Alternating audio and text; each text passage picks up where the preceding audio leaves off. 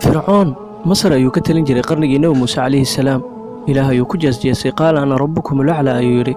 إله سبحانه وتعالى قوم موسى وبدبادي فرعون يقوم كيسا بدأ يلقوها لاقي جسد كيسا وبدبادي إله إلا أيام أنتظن سيدتك دم بعبري ونقطه يوري جاجرين waxau madax ka ahaa wakaaladda dayax-gacmeedyada ee midowgii Sofiyeeti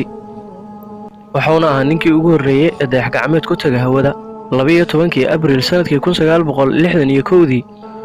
dayax-gacmeedkii Foster ee midowgii Sofiyeeti ayuu hawada ku aaday Yurin markuu uu ka soo laabtay kadib warbixinta saxaafadda uu siiyay waxa ku jirtay waxa uu yiri kuma arkin wax la yiraahdo ilaah oo halkaas joogo 27 Maarso sanadkii 1968 Yurin waxa la doontay diyaarad oo la tus uu ku sameeyay lama yaqaan sababta diyaaradda ay ula gadoontay waxa la helay meydkiisa isagoo gubtay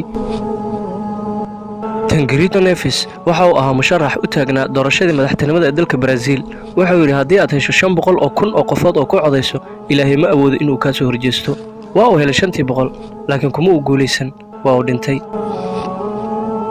Kazusa waxa uu ahaa heesaa caan ah kaasoo dadka si weyn u soo jiitay waxa uu yiri isagoo ka qayb galay xaflad laga dhigay Rio de Janeiro waxa uu shatay sigaar waxaanu u afufay qayb ka mid ah qaaca kor waxa uu ilaah adeeyan ku hadiyay maalmo yar kadib waxa ku dhacay xanuunka AIDS-ka oo uu geeriyooday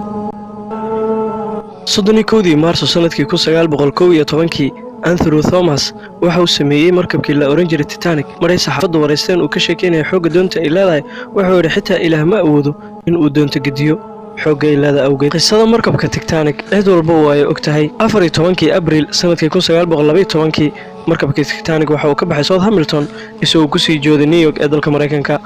markuu badda bartamaheeda maray ayaa waxa ku dhacay mawjado waaweyn isagoo madaxa ku qaatay jabal aad weyn markabka waxa saarnaa rakaab gaaraya 2224 ruux inuu markabka dago waxay ku qaadatay 1 saac iyo 20 daqiiqo waxaan ku geeriyooday dad ka badan 1500 oo qofood waxayna ahayd dhacdooyinkii ugu xanuunka badnaa ee abid ay ka dhaca badda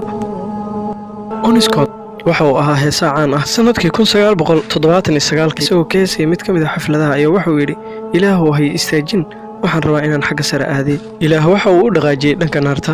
waxa uu geeriyooday 19 Abriil sanadkii 1980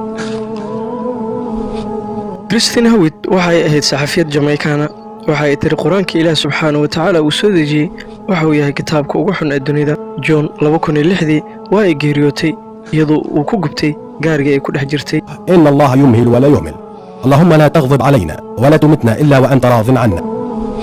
ugu dambeyntii qisadii labadii boqor ee Qaysar iyo Kisra iyo nabiga dhaxmartay sallallahu alayhi wa sallam waxa uu qoray labadooda warqad uu ugu sheegayo inay soo islaamaan labadoodaba waa ay diideen inay soo islaamaan laakiin Qaysar waa uu ixtiraamay warqadii nabiga meel fiican waa uu dhigay ilaahna boqortooyadiisa waa uu baaqi yeelay laakiin Kisra warqadii nabiga waa uu jajeexay wuuna ku jaasjaasay ilaah subxaanahu wa ta'ala boqortooyadiisa uu baabiyay Kisra